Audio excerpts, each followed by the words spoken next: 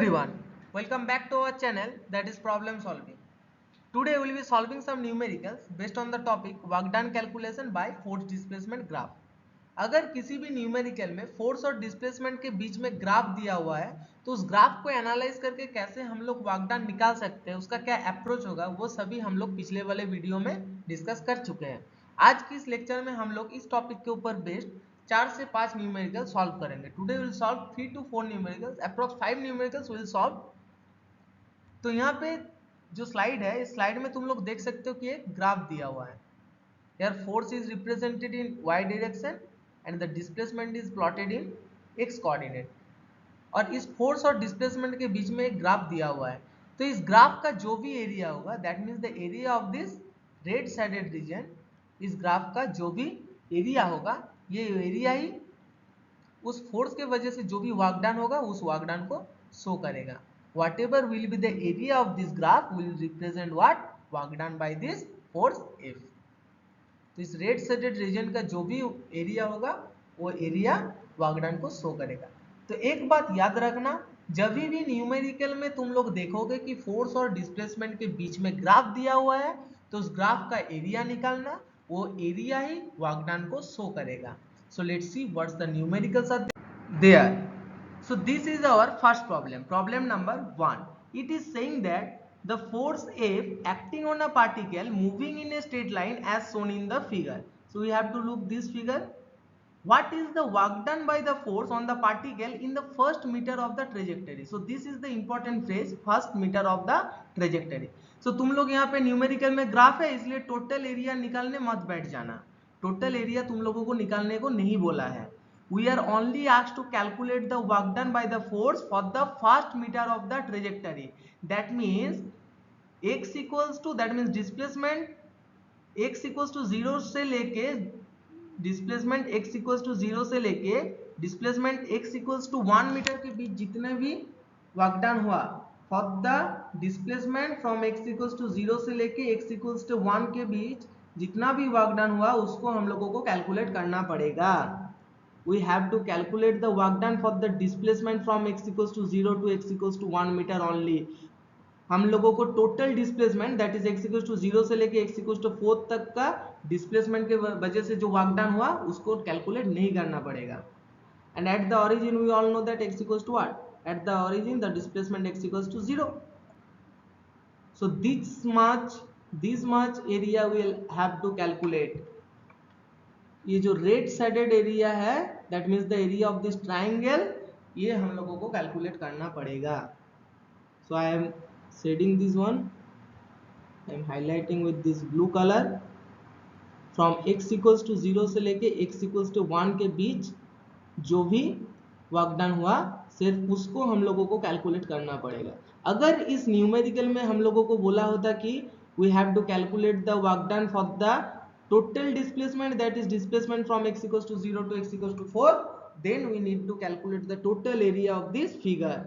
but यहाँ पे हम लोगों को ये नहीं बोला है, that's why we have to calculate only the blue shaded area, that is the area of a triangle। and we all know that area of triangle is what? half into base into height। इसका base कितना है? Base है 1 minus 0 that is 1 meter। this is how much? 1 minus 0 that is 1, and the base is 1 meter and the height is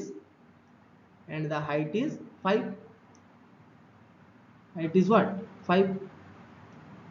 so the area of the triangle is A equals to half into base means 1 minus 0, this is 1 and the origin is 0, 1 minus 0, this is the base of the triangle and height is 5। so the ultimate result is 5 by 2। 5 by 2, this is how much? 5 by 2 and 5 by 2 is 2.5। 2.5। हम लोग क्या जानते हैं कि force और displacement के बीच में अगर ग्राफ दिया है तो उस ग्राफ का जो भी एरिया होगा वो एरिया ही वर्क डन को शो करता है। तो यहाँ पे work done of the force will be, work done by the force will be area of the graph, and this is how much? This is nothing but 2.5 joule. Why joule? Because force is in Newton and displacement is in SI unit, that is meter, and Newton meter is what? Newton meter is nothing but joule. So the work done by the force on the particle for the first meter of the trajectory, that is from for the displacement x equals to 0 to x equals to 1 meter, is nothing but 2.5 joule. So I hope this problem is clear for you. The next problem, problem number 2. Force F on a particle moving in a straight line varies with distance d as shown in figure. तो F, यहाँ पे F और displacement के बीच में graph plotted किया गया है. The work done on the particle during its displacement of 12 metre. यहाँ पे तुम लोगों को 12 मीटर तक वर्क डन को कैलकुलेट करना पड़ेगा, 12 मीटर तक. तो यहाँ पे हम लोग देख सकते हैं कि फोर्स और डिस्प्लेसमेंट के बीच में जो भी ग्राफ है वो ग्राफ इस तरह से है. The graph is starting from, this graph is starting from x equals to 3 to x equals to 12 metre. इस तरह से है ना ग्राफ. तो इस ग्राफ का हम लोग क्या करेंगे? एरिया निकालेंगे. So area will be what? Area will be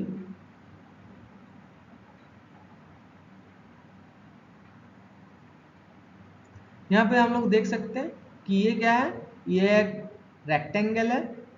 this looks like what? This red sided area is looking like A area of the rectangle, जिसका ब्रेथ है 7 - 3 दैट इज 4, और जो हाइट है और लेंथ है वो कितना है? 2. 7 - 3 is what? 4, and from 2 - 0 that is 2. So area of this red shaded area will be what? 2 into 4. 2 into 4, and this green shaded area, this green shaded area will be what? This green shaded area will be area of the triangle.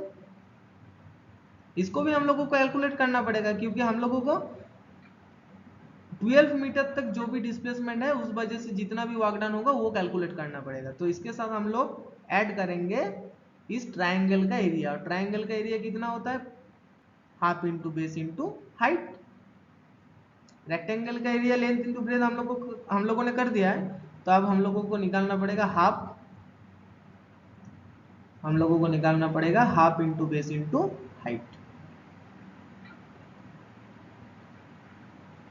Half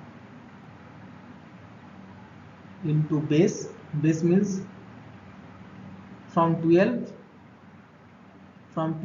minus 7, that is 5. So base is 5. Here the base is 5, and the height is how much? Height is 2.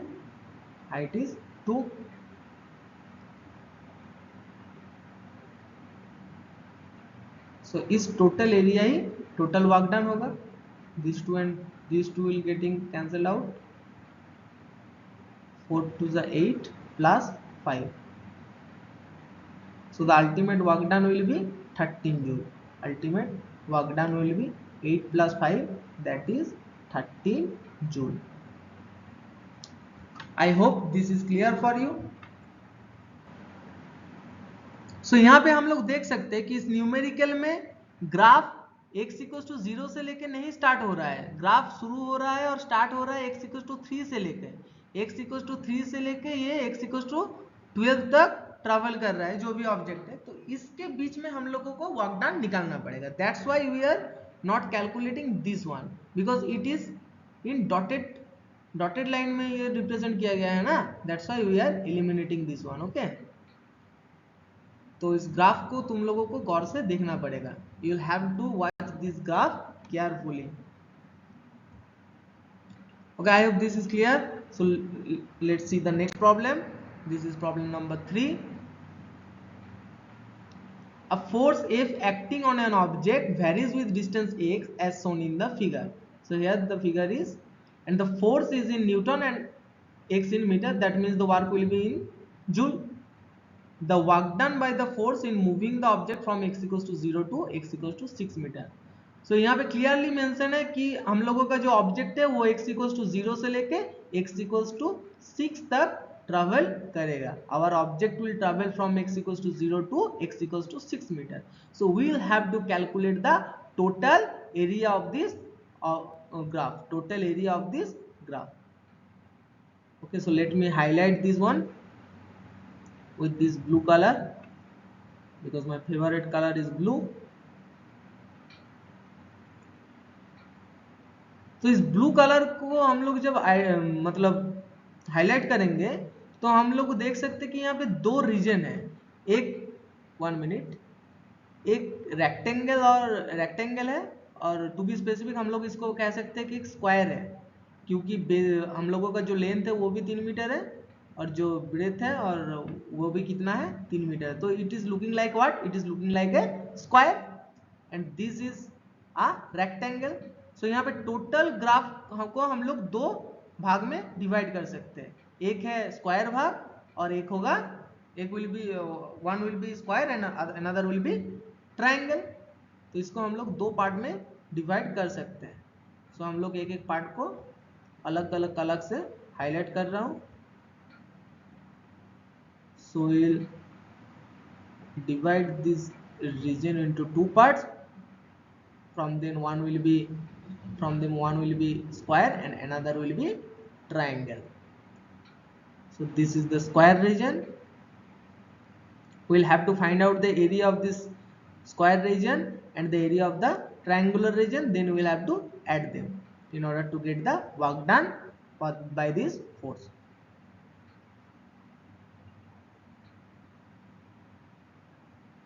I hope you are understanding this one.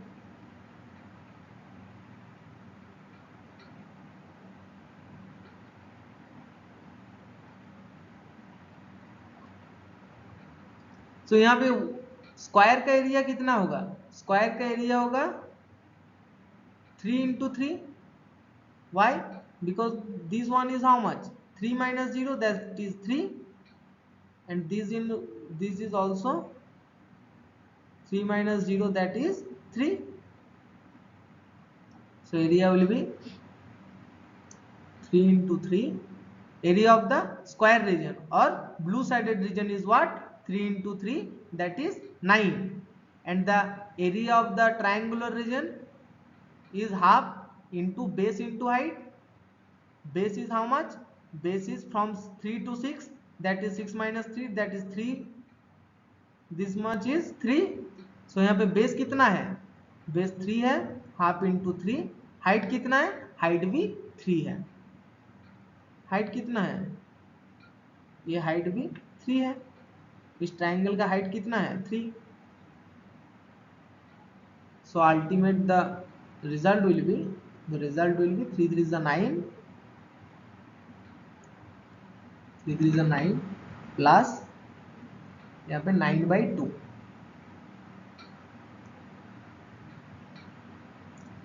9 to the 18 plus 9, that is 27/2. So work done will be what? Work done will be the same as the area, and that is nothing but 27/2 joule.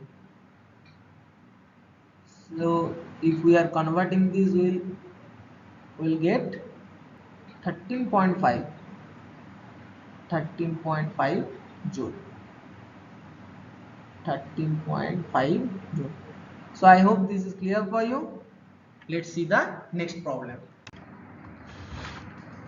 A mass moves 3 meter against a retarding force shown in the figure. If the force is 0 at the beginning, how much kinetic energy is changed? How much kinetic energy is changed? तो यहाँ पे तुम लोगों को एक fact याद रखना पड़ेगा और एक थ्योरम याद रखना पड़ेगा कि वर्क डन जो होता है, work done is nothing but the change in the kinetic energy. work done is nothing but the change in the kinetic energy. Let's suppose E is the kinetic energy and del is showing the change in this kinetic energy. So whatever will be the change in the kinetic energy will show what? Work done. ये इसको हम लोग कहते हैं work energy theorem.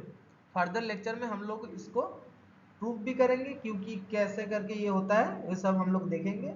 बस इतना याद रखना इस प्रॉब्लम के लिए कि जो भी काइनेटिक एनर्जी का चेंज होगा what ever may be the change of the kinetic energy will represent what? Work done. और वर्क डन कैसे निकालते हैं? ग्राफ का एरिया निकाल के. सो यहाँ पे तुम लोगों को वर्क डन डायरेक्ट नहीं पूछा है, यहाँ पे पूछ रहा है कि how much kinetic energy is change. तो इसके लिए हम लोगों को वर्क डन निकालना पड़ेगा क्योंकि वर्क डन कितने का इक्वल होता है? काइनेटिक एनर्जी चेंज का इक्वल होता है. सो वर्क डन कितना होगा? Okay, if the force is 0 at the beginning, how much kinetic energy is changed and moves from 10 mass moves from 3 meter against a retarding force. तो यहाँ पे तुम लोगों को टोटल डिस्प्लेसमेंट कंसीडर करना पड़ेगा from x equals to 0 to x equals to 3 and we'll see this is the region. We'll have to find out the area of this region and it looks like a triangle. It looks like what? It looks like triangle. So इस triangle को मैं set कर रहा हूँ.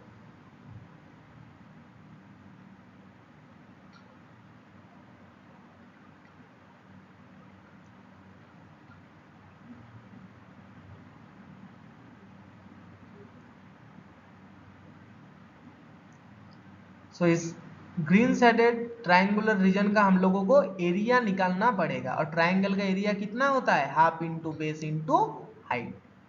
Area of the triangle is nothing but half into base into height. So work done will be same as the area. Half into base is how much?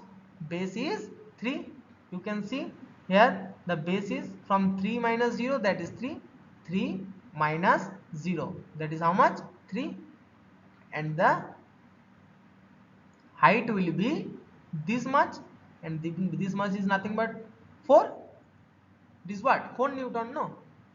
4. So 2 2s are 4. 2 2s are 4. So area is how much? We will get area as 6. So the work done will be also 6 joule because distance is in SI unit, no? That's why work done is 6 joule.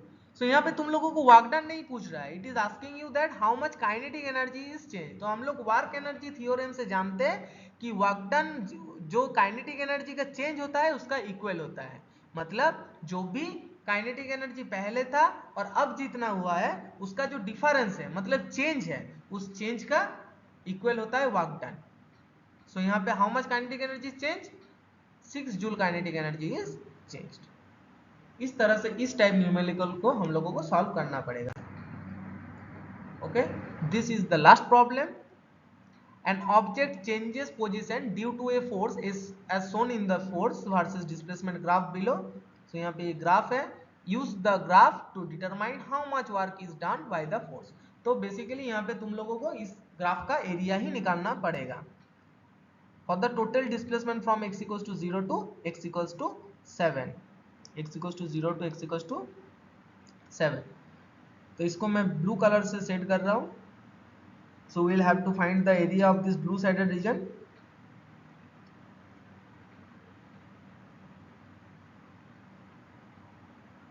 तो यहाँ पे तुम लोग देख सकते हो कि graph जो है नेगेटिव फोर्स डायरेक्शन में भी जा रहा है. फोर्स एक वेक्टर क्वांटिटी है ना, तो इसका डायरेक्शन भी इंपॉर्टेंट है. तो यहाँ पे ग्राफ में तुम लोग देख सकते हो फोर्स मतलब इसको क्या कहते हैं हम लोग? Positive Y axis.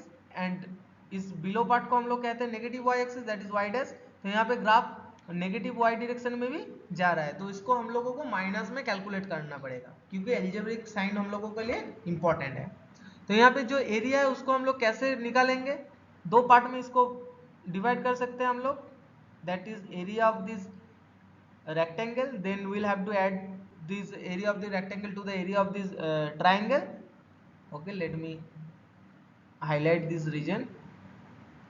तुम लोगों को ज्यादा अच्छा से समझ आएगा then.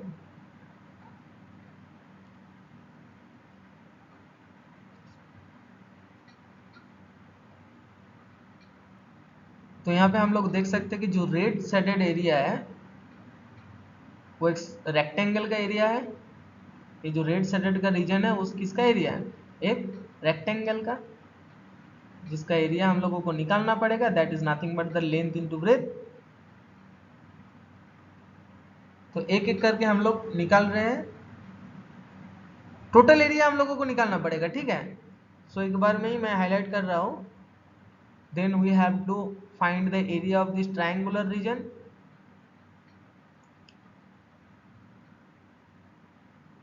we'll have to find out the area of this blue sided triangular region,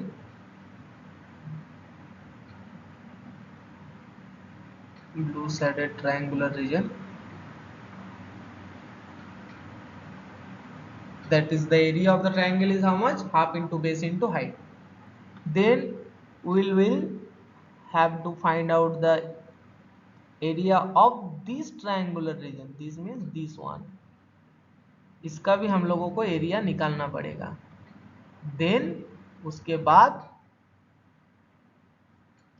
इस पार्ट का भी एरिया हम लोगों को निकालना पड़ेगा।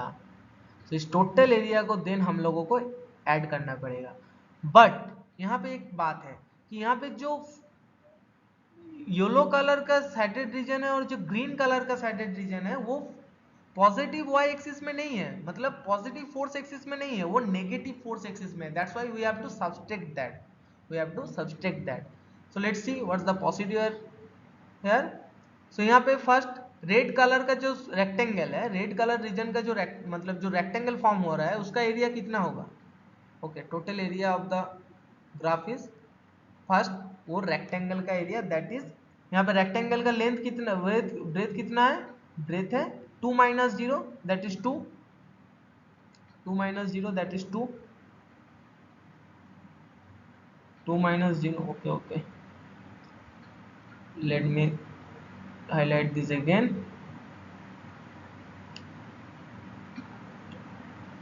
यहाँ पे जो लेंथ है वो कितना है, from 0 to 2 that is 2 minus 0 that is 2, और ये वाला लेंथ कितना है, ये वाला लेंथ है 3 माइनस 0, फ्रॉम 0 से लेके 3 तक, यहाँ पे क्या है 3, सो 3 माइनस 0 दैट इज 3। सो ये रेड साइडेड जो रेक्टेंगल है उसका एरिया है। इसके साथ हम लोगों को ऐड करना पड़ेगा ये ब्लू साइडेड ट्रायंगुलर रीजन का एरिया। वो कितना होता है, half into base, base means from 2 से लेके 5 तक कितना होता है 3, 5 minus 2 that is 3, 5 minus 2 that is 3, and the height of this triangle is how much, height of this triangle is 3, height of this triangle is 3 also, so 3 into 3, okay। यहाँ पे जो yellow sided triangle है, इस yellow sided triangle negative force direction में है, that's why we have to subtract that. कितना subtract करना पड़ेगा, area of this yellow sided triangle that is half into base, कितना है बेस है 5 से लेकर 6 तक, from 5 to 6 that is 6 minus 5 is how much 1, and the height will be also 1, height will be also 1, height will be also 1, again we have to subtract the area of this green color or green sided region, that is also a triangular, sorry triangular बोल रहा हूँ, ये एक square reason है जिसका side कितना है 7 से लेके 6 से लेके 7 तक, 7 minus 6 that is 1, that is how much 1। इसको हम लोग को क्या करना पड़ेगा, सब्सट्रैक्ट करना पड़ेगा ना, इसको हम लोग को क्या करना पड़ेगा, सब्सट्रैक्ट करना पड़ेगा, क्योंकि ये ग्रीन साइडेड रीजन भी किस में है, नेगेटिव फोर्स डायरेक्शन में है, that is side is how much 7 minus 6 that is 1, ये भी 1 है और इस लेंथ भी 1 ही है, बिकॉज यू कैन सी -1 में प्लॉटेड किया गया है, so this is also 1, so this 1 into 1 means what, side square, that means the area of the green sided region, so ultimate area will be how much 3 into 2 that is 6 plus 3 3 is a 9 by 2 that is 9 by 2 minus 2 minus 1, minus 2 minus 1 is sorry -2 बोल रहा हूँ, -1/2 -1, -1/2 -1, so this will be -1/2 -1. So we will have to take the LCM.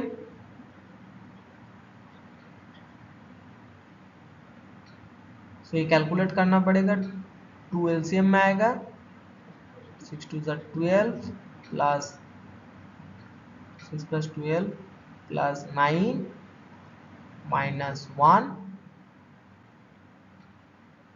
-2, that is 12 plus 9, that is 21 minus 3, that is 18